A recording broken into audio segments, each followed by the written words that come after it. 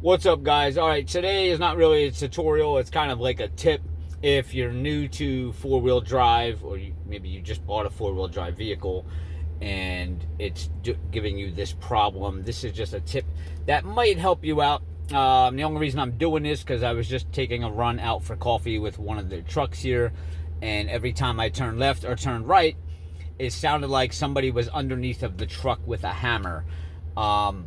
It's a really simple fix. Simple fix if this is the problem. So what you want to do, if you have outside locking hubs for your four-wheel drive, I'll show you. And it would be something like this on your front wheel, where you see the word auto and you see the word lock. Well, this is probably in the locked position, and that's why you're getting that noise. So just turn it over until it's lined up with auto, and that noise will be gone. And some other trucks might look differently, like this one. So this one here says lock and free. You obviously want to put that on free if you're not using the four-wheel drive.